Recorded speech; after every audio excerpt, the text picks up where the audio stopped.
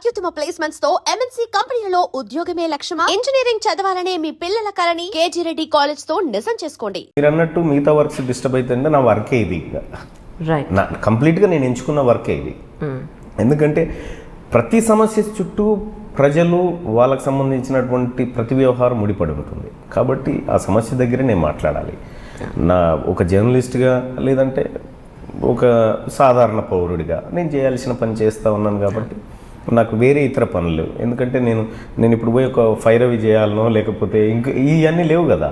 నాకు పొద్దున్న లేస్తే రాత్రి వరకు ప్రజలకు ఏం అన్యాయం జరుగుతుంది ఇది పరిశీలించడం, దానిపైన విశ్లేషణ చేయడం, దానిపైన ఆధారాలు రాబట్టడం, ఇదే మా వర్క్, ప్రజలకు తెలియజేయడం. సో ఇట్లా మీరు అనుకున్నట్టు ఒత్తిడిలో అట్లాంటివి అయితే ఏం లేవు. ప్రజలకు జరిగే అన్యాయాల గురించి మీరు ఇంతగా ఓపెన్గా మాట్లాడుతున్నారు. ఇదంతా కూడా ఆయన ప్రత్యక్ష రాజకీయాల్లోకి రావడానికి మాత్రమే, మనసు వచ్చి ఆయన చేతిలోకి అధికారం వస్తే ఆయన కూడా ఇలాగే మారిపోతాడు అనేవాళ్ళు కూడా కొంతమంది ఉన్నారు. సో వాళ్ళకి మీరేం చెప్తారు? నేను ఎప్పుడు కింగును కావాలనుకోవట్లేదండి. కింగును కావాలన్న ఉద్దేశం నాకు ఎప్పుడు లేదు.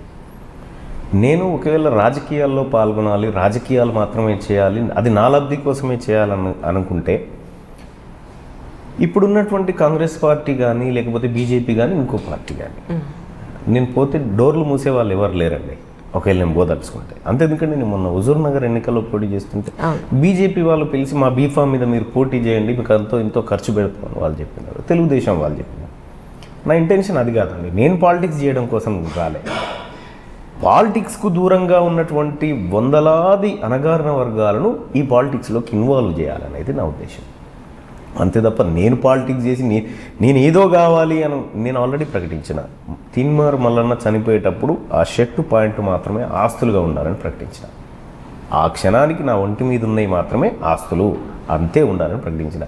ఏ ఆశ లేనివాడు నేను ఏం చేసుకోవడానికి నేను పాలిటిక్స్ చేస్తానండి. ఒకవేళ నేను పాలిటిక్స్ చేసినా ఈ ప్రజల మంచి కోసమే చేస్తాను. అందుకోసము ఆరోపణ చేస్తే ఎవరైనా చేస్తారేమో, ఎందుకంటే ఒక ప్లాట్ఫామ్ మీద ఉన్నప్పుడు ఆరోపణలు ప్రత్యారోపణలు ఇవన్నీ కామన్. మేము వీటిని పట్టించుకొని మా సమయాన్ని వేస్ట్ చేసుకునే పరిస్థితులు ఉండేవి. మా ప్రజలకు ఏది కావాలనో ఆ పనులు చేసుకుంటూ పోవడమే మా ముందున్నటువంటి ఒక లక్ష్యం. దానికోసమే వర్క్ చేస్తాం తప్ప తిన్మార్ మల్లన్న ఒకవేళ నేను నా లైఫ్ స్టైల్ గొప్పగా ఉండాలనుకుంటే, నేను ఎక్కడో కాంప్రమైజులు కావాలి, ఎవరికో కొమ్ము కావాలనుకుంటే నా లైఫ్ ఇట్లా ఉండదండి. నేను గొప్పగా బతకగలుగుతా. కానీ నాకు వచ్చే జీతం కూడా ఈ ప్రజల కోసమే ఖర్చు పెట్టి ఉత్త చేతులతో ఇంటికి పోయినా మా భార్య గారు, మా శ్రీమతి గారు ఇంత నాకు అన్నం పెట్టేటువంటి స్థాయిలో ఉంది, ఆ ధైర్యం ఉంది. కాబట్టి మాకు ఎలాంటి ఆశ కానీ కోరికలు కానీ లేవండి. నేను కేవలం ఉత్తగా ఏమీ చేయకుండా చనిపోవద్దని డిసైడ్ అయింది. ఈ ప్రజలకు ఏదైనా చేయాలన్న ఉద్దేశంతో వచ్చిన వాళ్ళం తప్ప మా సొంత ఎజెండాలు, ఇందులో హిడెన్ ఎజెండాలు అట్లాంటివి ఏం లేవండి. సరే, ఇక్కడ అన్యాయం జరుగుతుంది, ప్రజలారా మేలుకోండి అని చెప్పని మీరు వీడియోలు చేస్తున్నారు, బాగుంది. ఎందుకంటే తెలియని వాళ్ళకు కూడా విషయం ఏంటి అనేది విపులంగా అర్థమవుతుంది. చదువుకున్నా చదువుకోకపోయినా ఏ కేడర్లో ఉన్న వాళ్ళకైనా సరే చాలా ఈజీగా అర్థమయ్యేటట్టు మీరు చెప్తున్నారు, బాగుంది. కానీ దానివల్ల నిజంగా ఉపయోగం ఉందా? అక్కడతో ఆగిపోవట్లేదా? దాని మీద ఇంప్లిమెంటేషన్ కానీ లేదంటే గవర్నమెంట్ తీసుకునే రెజల్యూషన్స్ కానీ ఏం ఉండడం లేదు కదా. దీనివల్ల ఉపయోగం ఏంటి మీ ఉద్దేశ ప్రకారం? ఎస్ మేడం, ఇప్పుడు ఒక నిజం తెలియకపోతే అబద్ధమే నిజం అని తిరుగుతుంది మేడం. బాబాసాహెబ్ అంబేద్కర్ గారు ఒక మాట చెప్తారు, సమీకరించు, బోధించు, పోరాడు. నేను బోధించే క్రమంలో ఉన్నా. అంటే ఏం జరుగుతుందో మా ప్రజలకు బోధించి పోరాడుతున్నారు కూడా, అది కూడా ఉంది క్రమంగా. అది నెక్స్ట్ స్టెప్ అయినప్పటికి కూడా అంటే ఆల్రెడీ ఈ రాష్ట్రంలో అసెంబ్లీ ఎక్కడ ఉంటుందో తెలియకుండా బ్రతుకుతున్నటువంటి కులాలు కొన్ని వందల కులాలు ఉన్నాయి మేడం. అసెంబ్లీ ఎక్కడ ఉంటుందో తెలియకుండా బ్రతుకుతున్నటువంటి కులాలు. ఆ కులాలకి జ్ఞానం చెప్పాలి, బోధించాలి, ఏం జరుగుతుంది ఈ రాష్ట్రంలో మీ పన్నుల 5 లక్షల కోట్ల రూపాయల బడ్జెట్ 5 సంవత్సరాలకు అనుకుంటే, సంచార జాతుల బిడ్డలు ఎవరైతే ఉన్నారో వాళ్ళకు 5% ఉంటారు ఈ రాష్ట్రంలో అనుకుంటే, ఈ 5 లక్షల కోట్లలో వాళ్ళకి రావాల్సిన బడ్జెట్ పంపకాలు జరగొద్దా? అంటే ఇదంతా ఎవరు చెప్తారండి మా వర్గాల ప్రజలకి? ఇప్పుడు రేవంత్ రెడ్డి గారు వచ్చి చెప్తాడా, బాబు మీరు 185% ఉన్నటువంటి బీసీ, ఎస్సీ, ఎస్టీలు మీకు ఇంత వాటా రావాలి, ఇంతమంది మీరు ఎమ్మెల్యేలు అసెంబ్లీలో ఉండాలని రేవంత్ రెడ్డి చెప్తాడా, లేకపోతే కేసీఆర్ చెప్తాడా, లేకపోతే ఇంకో కిషన్ రెడ్డి చెప్తారా? ఎవరు చెప్పరు కదండి. మా ప్రజలకు మేమే చెప్పాలి. కాబట్టి అదే చెప్తాను. అది వృధా అవుతుందని మేము అనుకోవట్లేదు. వాళ్ళకి తెలవనన్ని రోజులు అది మాకేందో అందని పదార్థంగా ఉండే. ఇప్పుడు మాకు పాలిటిక్స్ తెలుస్తున్నాయి కదా, అందుకోసమే ఇది వృధా కాదు. ఇది ఆరంభంలో ఉన్నాం కాబట్టి కాస్త ఇట్లాగే కనిపిస్తుంది, అజిటేషన్లోకి వచ్చినప్పుడు కనిపిస్తుంది ఒరిజినాలిటీ. అంటే బేసిక్గా మీకు కేసీఆర్ గారు అంటే బాగా ఇష్టం అని చెప్పని విన్నాను. యాక్చువల్లీ ఇష్టం. మరి ఎందుకు తర్వాత అంటే ఒకానొకప్పుడు మిమ్మల్ని పిలిచి కూడా ఏం జరుగుతోంది తెలంగాణలో మిమ్మల్ని పిలిచి కూడా ఆయన అడిగిన సందర్భం ఉంది, మీరిద్దరి మధ్య మంచి క్లోజ్ అసోసియేషన్ ఉంది అని చెప్పని విన్నాను. నిజమండి? ఎస్ అండి, నిజం. కేసీఆర్ గారు నేను కలిసిన మాట వాస్తవం. మేము కలిసింది ఒకే ఒక్కసారి. అంతేనా? ఒకే ఒక్కసారి. అంటే పరిచయస్తుడు. ఓకే. టీవీ తెరల మీద ఆయనని నేను ఎట్లా చూస్తానో నన్ను ఆయన ఎట్లా చూసేది. రైట్. అంటే కొద్దిగా అంటే కేసీఆర్కి ఎట్లుంటుందంటే ఏ మనిషి అయినా కొత్త ఇప్పుడు పరిచయమైన మనిషిని కూడా మొత్తం 100 ఏళ్ళ నుంచి తను నా ప్రయాణంలో ఉన్నాడన్న యాంగిల్లో ఆయన యాక్టింగ్ ఉంటుంది. సో యాక్టింగ్ సో మేమిద్దరం ఫామ్ హౌస్లో ఒకసారి 2014 ఎన్నికలప్పుడు నువ్వు రావాల్సిందే అంటే నేను రానని చెప్పాను. నేను రాను, మీరు పాలిటిక్స్ చేస్తారు, నేను ఏదో జర్నలిస్ట్ని అని అంటే ఇంకా తప్పనిసరి పరిస్థితులు ఒకానొక దశలో లేదు నువ్వు రావాల్సిందే, నేను వెహికల్ పంపుతా, అది ఇంకా తప్పనిసరి పరిస్థితుల్లో నేను సరే నేనే వస్తాను పదండి సార్ అని చెప్పంటే పోయిన తర్వాత ఇంకా సరే చిట్ చాట్ చేయండి, ఏంది పరిస్థితి తెలంగాణలో ఎట్లా ఉంటుంది అంటే ఆయన నేనేమనుకోవాలని ఆయన చెప్తాడంటే తెలంగాణ బాగుపడాలని కేసీఆర్ గారు కనీసం నిద్ర కూడా పోవట్లేదు అని నేను ఆలోచించాలన్నట్టు ఆయన డైలాగ్స్ చెప్తా ఉంటాడు. ఓకే. అంటే నాకు తెలుసండి కేసీఆర్ గారి గురించి. అంటే తను ఒక అప్పటి వరకు ప్రజలకు ఇప్పుడు చూస్తున్నారు ప్రజలు తను ఎంత నీ అంత అనేది. నేను ఆ రోజే గుర్తుపట్టిన. మీరు రావాల్సిందే, మనం కలిసి పనిచేయాల్సిందే అని చెప్పిన తర్వాత నేను కిందికి వచ్చి ఫోన్ స్విచ్ ఆఫ్ చేసి 15 రోజుల దాకా ఫోన్ ఆన్ చేయలే. నీతో కలిసి పనిచేయడం ఇష్టం లేదన్న ఉద్దేశంతో. సో కేసీఆర్ ఏందండి, అప్పుడు ఎవరు ఉద్యమం చేసినా వాళ్ళతో కలిసిపోయినాం. కేసీఆర్ అంటే ఆయన అప్పుడు అన్నమాట ప్రకారం దళిత్ని సీఎం చేస్తాను అన్న మాట ప్రకారం చెయ్యట్లేదనే ఉద్దేశం మీకుండడం, ఆయన చేయడని మాకు ఎప్పుడో తెలుసు, మళ్ళీ దాన్ని అడిగి మేము మమ్మల్ని మేము తిట్టుకున్నట్టు అవుతుంది. అందుకోసం ఆయన చేయడు. అదే కాదు, ఏది చేయడు. ఏదైనా చేసేది ఉంటే కేటీ రామారావు గారిని సీఎం చేస్తాడు. అంటే ఒక ప్లాట్ఫామ్ అంటే తెలంగాణలో కేసీఆర్ తర్వాత ముఖ్యమంత్రి ఎవరన్నా ఉన్నారంటే ఇప్పుడు నేను చేస్తానా అండి, రామారావు గారిని చేస్తానా, నిజమేనా ఇది అన్నట్టు చూసినావా, అది పెద్ద కుట్ర. అది అంటే రామారావుని చేయడం అర్హుడే కానీ ఇప్పుడు చేస్తానా అని అసెంబ్లీలో చెప్పిండు. అంటే చేయడానికి ఈయన అర్హుడే కానీ ఇప్పుడు చేస్తానా అని చెప్పిండు అన్నట్టు. ఇన్ని కుట్రలు మా ప్రజలకు అర్థం కావు కదండి. అందుకోసమే కేసీఆర్ గారు టీఆర్ఎస్ పార్టీ అధికారంలో ఉంటే కేసీఆర్ ముఖ్యమంత్రి అవుతాడు, కేటీఆర్ అవుతాడు, పిల్లగాని పేరు మనమడు ఆయన అవుతాడు ముఖ్యమంత్రి. కానీ మా ఎస్సీ ఎస్టీ బీసీలు గారండి. కాంగ్రెస్ పార్టీ అధికారంలో ఉంటే ఉత్తమ్ రెడ్డి అవుతాడు, ఇంకో రెడ్డి అవుతుంది, ఇంకొక ఆయన అవుతాడు తప్ప మా వర్గాల నుంచి ఎవరు ముఖ్యమంత్రి కాదు. మాది ఎప్పుడు కాంగ్రెస్ పార్టీలో కట్టప్ప పాత్రే, టీఆర్ఎస్ పార్టీలో మా వర్గాలే కట్టప్ప పాత్రే, ఇంకో పార్టీలో కూడా అట్లే ఉంటుంది మా పరిస్థితి. కాబట్టి రాజకీయంగా చైతన్యం కావాలి మా ప్రజలు. అయిన తర్వాత మా వర్గాల నుంచి ఒక నాయకత్వం పుడితే దాని ద్వారా ముఖ్యమంత్రి కావాల్సిందే. కానీ వీళ్ళు చేస్తారన్న ఆలోచన ఇంకా భ్రమంలో ఉంటే గొర్రెల మంద పోయినట్టే ఉంటుంది. అందుకోసమే కేసీఆర్ గారి పైన నాకు నమ్మకం లేదండి. ఆయన చెప్పే ప్రతి మాట జూటానే ఉంటుంది, ప్రతిదీ జూటానే. హిడెన్ ఎజెండా ఉంటుంది తనకి. తను లోపట ఉండేది ఒకటి, బయటకి ఇంకొకటి చెప్తారు ఎప్పుడు. ఆ లోపట ఉండేటువంటి విషయాన్ని మనం పట్టుకుంటే కేసీఆర్ ఏంటో పిక్చర్ అర్థమవుతుంది మనకి మొత్తం.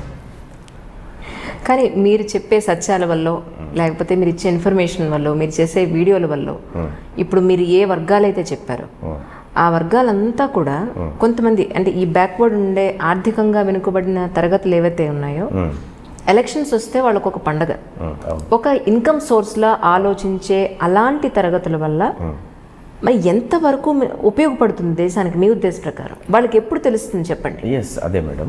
ఎందుకంటే మా ఓట్లు మేము వేసుకోవాలన్న సోయి వాళ్ళకి చెప్పాలి కదా, ఆ జ్ఞానం ఎందుకు వేసుకోవాలన్న విషయం చెప్పాలి కదా. ఇప్పుడు తెలంగాణ రాష్ట్రంలో దాదాపు 3.5 లక్షల కుటుంబాలు రైతు కుటుంబాలు, బీసీ, ఎస్సీ, ఎస్టీ, మైనార్టీ కుటుంబాలు భూ రికార్డుల ప్రక్షాళన పేరు మీద రోడ్డు మీద పడ్డాయి.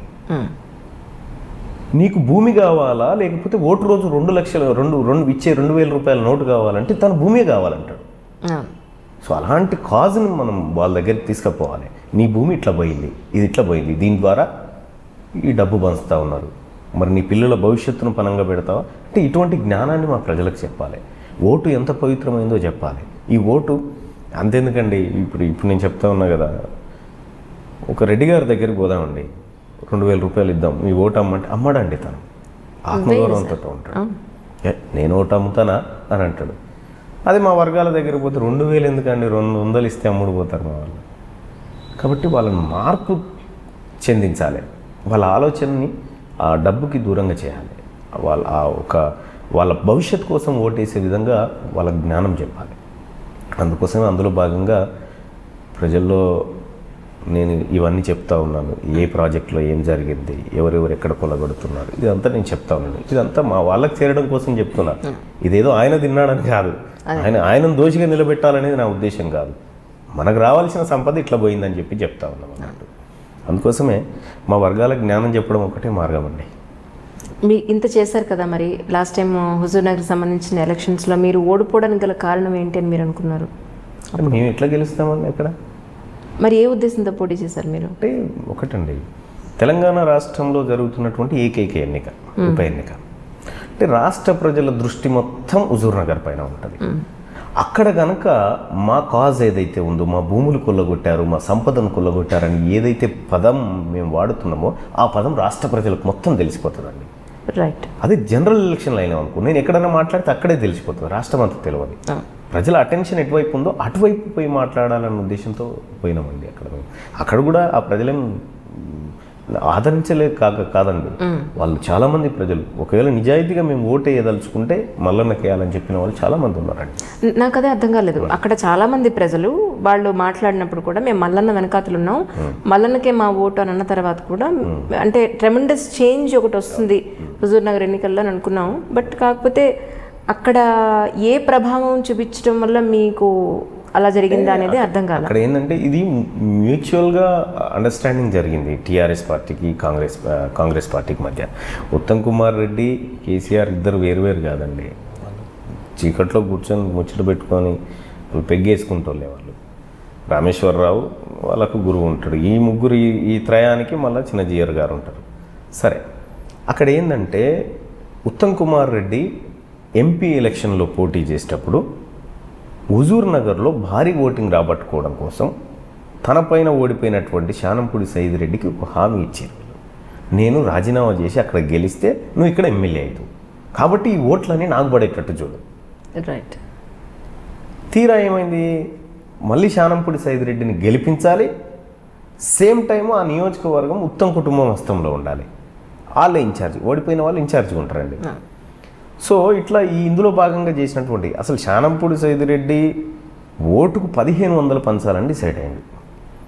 1,500 నువ్వు పంచితే నువ్వు ఎట్లా గెలుస్తావు, ఆ 500 మాకు ఇస్తే 500 మేము పంచుతాం, 1000 మీరు పంచండి, మేము తక్కువ ఇచ్చినాం కాబట్టి మేము ఓడిపోతాం. ఈ ఒప్పందంలో భాగంగా ఓడిపోయినారు. అసలు అక్కడ టీఆర్ఎస్ కాంగ్రెస్ ఎవరు పోటీ చేసినా కూడా గెలుపు టీఆర్ఎస్కు ముందే డిసైడ్ చేసుకొని దిగినటువంటి. అది మీకు తెలుసు, విన్నామను అనే విషయం మీకు తెలుసండి? మాకు తెలుసు. ఎందుకంటే మేము పోయింది అక్కడ ఫలితంతో కాదండి, ఫలితంతో సంబంధం లేకుండా ఒక కాజ్ను బిల్డ్ చేయాలన్న ఉద్దేశంతో పోయిన వాళ్ళం మేము. అది చేసే సందర్భంలో అనేక కుట్రలు జరిగినాయి, అనేక కేసులు పెట్టడం, ఇబ్బందులు పెట్టడం జరిగింది. అవన్నీ ఏం పట్టించుకోం. కానీ సో ప్రజలకు కాస్త ఈ జ్ఞానం తెలుస్తుందేమో, ఈ సోయి వస్తుందేమో అన్న ఉద్దేశంతో మమ్మల్ని అడ్డుకోవడం జరిగింది.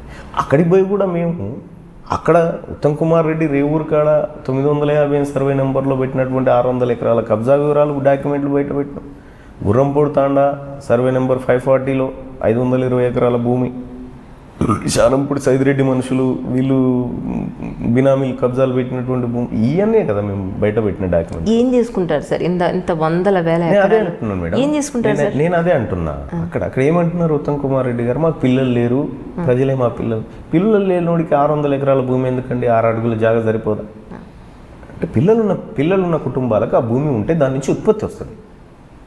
అంటే సంపదను కొల్లగొడుతూ ఓవైపు ఈ నాటకాలు మళ్ళీ చీకటి రాజకీయాలు చేస్తూ, సో ఇటువంటి అన్నీ హుజూర్ నగర్లో ఇది ఒక ఇంటర్నల్గా ఒక కేసీఆర్ ఉత్తమ్ రెడ్డి ఒప్పందం ప్రకారం జరిగినటువంటి ఒక ఎన్నికలు.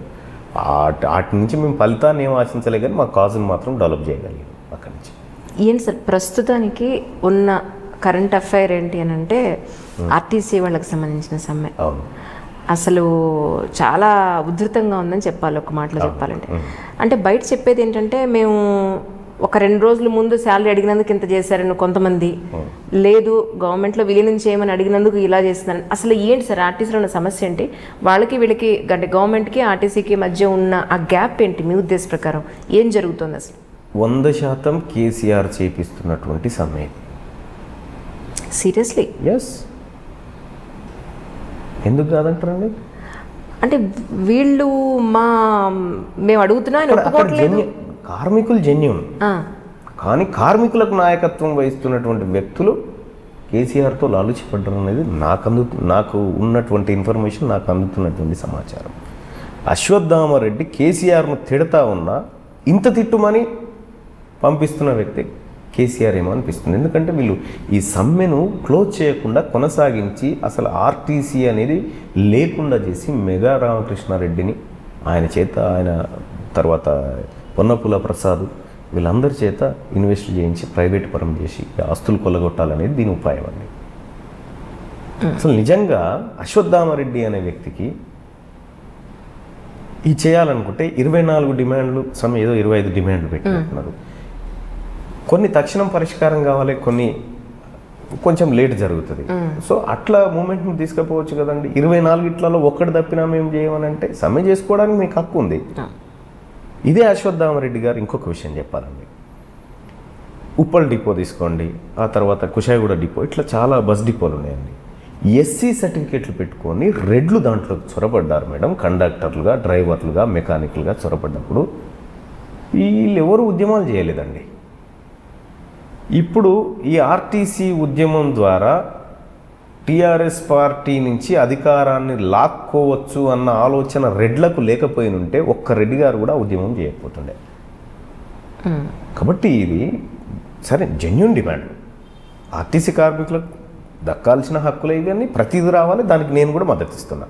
కానీ ఆ సమ్మె ఇదే అశ్వత్థామరెడ్డి గారు చెప్పిండా లేదా, ఆర్టీసీలో ఉన్నటువంటి బీసీ ఎస్సీ ఎస్టీ సంఘాలను మీరు రావద్దు సరూర్ నగర్ స్టేడియంకి, ఇది మేము చేస్తున్నాం, క్రెడిట్ వస్తే మాకు రావాలి అని చెప్పి వీలు చేయలేదా? ఇదంతా నాతో ఎంతమంది కార్మికులు మాట్లాడారు. నేను అయినా కూడా సమ్మె కొనసాగించాలని చెప్పి వాళ్ళకి చెప్పిన, కార్మికులను పంపించడం అని చెప్పిన.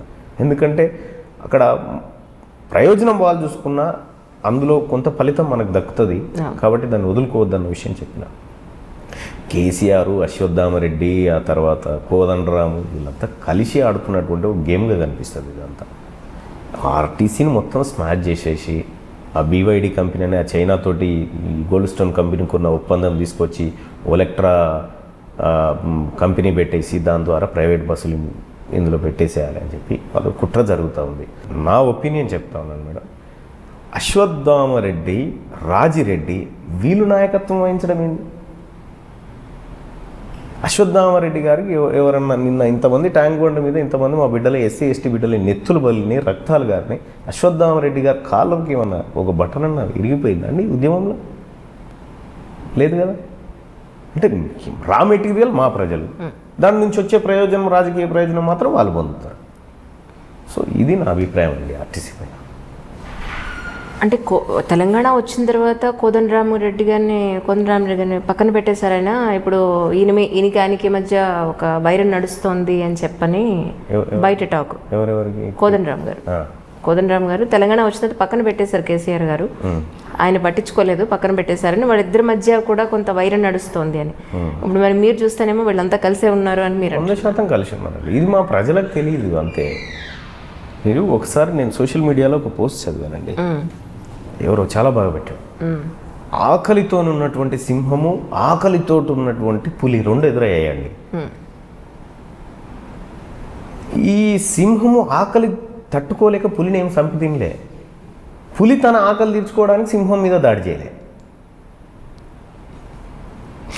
లాజిక్ చాలా బాగుంది అంతే కదా. సేమ్ పాలిటిక్స్లో ఇదే జరుగుతుంది. కోదండరామ్ గారు, కేసీఆర్ గారు నిజంగా ఈ రాష్ట్రంలో ఒక దళితుడు ముఖ్యమంత్రి కాబోతున్నంటే వీళ్ళందరూ ఒకటవుతారు, బహిర్గతంగా ఒకటవుతారు. ఇప్పుడు ఇంటర్నల్గా ఉన్నారు, బహిర్గతంగా ఒకటవుతారు. అంటే మా ప్రజల్లో కూడా ఇంకా ఇవన్నీ తెలవాల్సినటువంటి అవసరం ఉంది. కోదండరామ్ గారు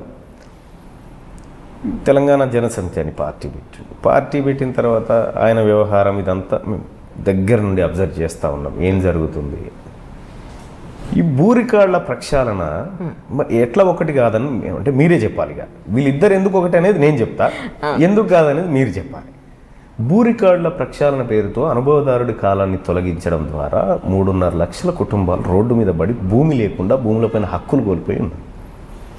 హక్కులు కోల్పోతే మరి కేసీఆర్ గారు తీసుకున్నటువంటి నిర్ణయాలకు వ్యతిరేకంగా పనిచేసేటువంటి కోదండరామ్ రెడ్డి గారు ఈ మాట ఎందుకు మాట్లాడలే? 3.5 లక్షల కుటుంబాలకు. ఆ సభలో మీరు కూడా మాట్లాడారు కదా ఆ రోజు. మాట్లాడాను, ఆ సభలో మాట్లాడాను, ఆ సభది కూడా చెప్తాను, ఆ సభది కూడా చెప్తాను. అక్కడ నష్టపోయిన ప్రజలను కూడా మీరు తీసుకొచ్చారు, వాళ్ళతో మాట్లాడిచ్చారు. అవును. అయితే దాంట్లో కేసీఆర్ గారు తీసుకున్న నిర్ణయాలను వ్యతిరేకిస్తూ మరి ఇంత పెద్ద మా తరతరాల తలరాతలను మార్చే భూములు అప్పనంగా కొట్టేసుకపోతా ఉంటే కోదండరామ్ రెడ్డి గారు ఎందుకు మాట్లాడు? అంటే ఆదిలాబాద్ జిల్లా మంచిర్యాల పక్కన ఉన్న అమీన్పూర్ దగ్గర కోదండరామ్ గారికి వచ్చిన 10 ఎకరాలు మాట్లాడిస్తలేవా? ఇవన్నీ ప్రజలకు చెప్పాలి కదా. అంటే నువ్వు రికార్డులు ఎట్లా తారుమారు చేస్తావు కేసీఆర్ గారు, అనుభవదారుడి కాలాన్ని ఎట్లా తొలగిస్తావు అని చెప్పి కోదండరామ్ రెడ్డి గారు అడిగితే ఆయన కూడా రాదు కదా మరి భూమి. అంటే వాళ్ళ వర్గాలకు భూములు వస్తున్నప్పుడు వాళ్ళు ఎందుకు ఉద్యమం చేస్తారండి? వాళ్ళ ప్రయోజనాల కోసం నిర్ణయాలు జరుగుతున్నాయి ఇక్కడ చట్టసభలో. కాబట్టి కోదండరామ్ రెడ్డి గారు, తర్వాత ఉత్తమ్ రెడ్డి గారు, రేవంత్ రెడ్డి గారు, కేసీఆర్ వీళ్ళంతా ఒకటేనండి. వీళ్ళు బయట బాగా నిజంగా వీళ్ళకి దమ్ముంటే వీళ్ళందరూ ఒక రూమ్లో వేసి కొట్టుకోమని చూద్దాం మేడం. ఒకసారి కొట్టుకోమనండి, రూమ్లో చెరో కట్టే ఇద్దాం. వీళ్ళందరూ పోయి ఇప్పుడు బయట మాట్లాడుతుంటారుగా మైకుల ముంగట, నీ అంతు తేలుస్తాం బిడ్డ, నేను బట్టలు ఉరికిది ఊడదీసి కొట్టుతాం అని చెప్పి అని అంటారు కదా. వీళ్ళిద్దరు రూమ్లో వేయాలి మేడం.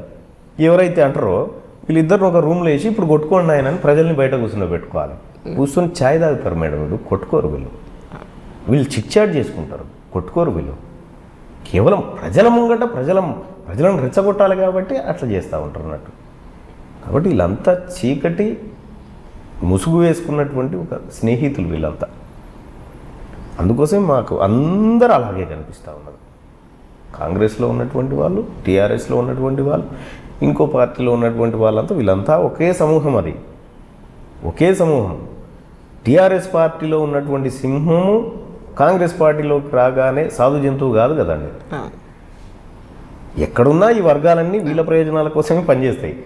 ఇప్పుడు చేయని రోజులు వాళ్ళకి జీతాలు కూడా రావు అని చెప్పని విన్నాను, నిజమా సార్? జీతాలు వచ్చే అవకాశం ఉందా వాళ్ళకి? అంటే ఆ చర్చలు ఫలించే విధానాన్ని బట్టి ఉంటుంది అప్పుడు. ఎందుకంటే సమ్మె కాలానికి వేతనం భరిస్తామని ప్రభుత్వం అంటే ఎక్కడ కూడా కట్ చేయరండి. ఓకే, కట్ చేయరు. కొంత వెసులుబాటు ఇస్తారు, కొంత ఇవ్వడము, లేకపోతే డిఏ వరకు ఇవ్వడము, లేకపోతే ఇట్లా చిన్న ఇస్తారు. కానీ ఫుల్ ఫ్లెడ్జెడ్ శాలరీ మాత్రం ఇవ్వరేమో నాకు తెలిసినంత వరకు. గతంలో కూడా 1-2 చూస్తే సకల జనుల సమ్మె కాలానికి కొంత కట్టించి ఇట్లా ఏదైతే చేసిరో, సో ఇప్పుడు కూడా అంతే వేతనాలు వస్తాయి కానీ అంత రాకపోవచ్చు, పూర్తి స్థాయిలో రాకపోవచ్చు. కానీ మొన్న ఎంఆర్ఓ పెట్రోలు కిరసనాయిలు పోసి అంటించిన ఇష్యూ తర్వాత నిజంగా అసలు ప్రజలు కూడా అనుకున్నది ఏంటంటే, చాలా తిరిగి సంవత్సరాల పాటు ఫేస్ చేస్తుంటాడు. పిల్లని రూమ్లో పెట్టి బెదిరిస్తే రివర్స్ అయినట్టుగా రివర్స్ అయిపోయి ఒళ్ళు మండిపోయి చేస్తుంటాడు అని ప్రజలు చాలామంది అన్నారు. సార్, ఇంట్లో పనిచేసే అమ్మాయి పేపర్ చదివి అమ్మాయి ఇదే జరిగి ఉంటుంది పక్కా కానీ అని చెప్పానంటే నేను ఆశ్చర్యపోయాను. పని వాళ్ళు కూడా ఇంత కీన్ అబ్జర్వేషన్ అబౌట్ రాజకీయాలని అనుకున్నాను నిజంగా. సార్, ఆ రోజు నేను మీద ఒక వీడియో చూసాను ఏంటంటే, ఇదంతా ముందే తెలుసు గవర్నమెంట్కి అని చెప్పని. ఇప్పుడు సార్ మీరు చెప్పిన ఇన్ఫర్మేషన్ ప్రకారం ఎంఆర్ఓది అక్కడ ఆవిడకి అసలు అధికారం లేదు అక్కడ ఇవ్వడానికి. ఎందుకంటే ఆల్రెడీ వేరే వాళ్ళ మీద ఉన్నప్పుడు పాస్బుక్ ఈవిడ ఇతని పేరు మీద ఇస్తుంది అనేది పెద్ద క్వశ్చన్. ఆ విషయం ఇతనికి తెలియక ఇతను జరిగి ఉంటుందంటారా? మీ ఉద్దేశ ప్రకారం ఏం జరిగి ఉంటుందంటారా? అసలు భూ రికార్డుల ప్రక్షాళన అనే ఏదైతే ఉందో అది లేకపోతే ఇవాళ విజయారెడ్డి బతికేది. ఆయన భూమి ఆయనకే ఉండేది. అనుభవదారుని కాలం కొట్టేయడం వల్ల హక్కులు పోయినాయి. కాబట్టి ప్రజలు తిరగబడరు. ఆ విజయారెడ్డి హత్య కేసు అనేది ఒకప్పుడు ఇక్కడ ఒకటి పరిశీలిస్తే ఒకప్పుడు ఈ అధికారులను పొలిటీషియన్స్ని నక్సలైట్లు ఎత్తుకపోయి చంపేదండి అడవులలో. ఇవాళ జనజీవన స్రవంతిలో ఉన్నటువంటి వ్యక్తులే నక్సలైట్ల రూపానికి మారి చంపినట్టు కొడుతూ ఉంది అది.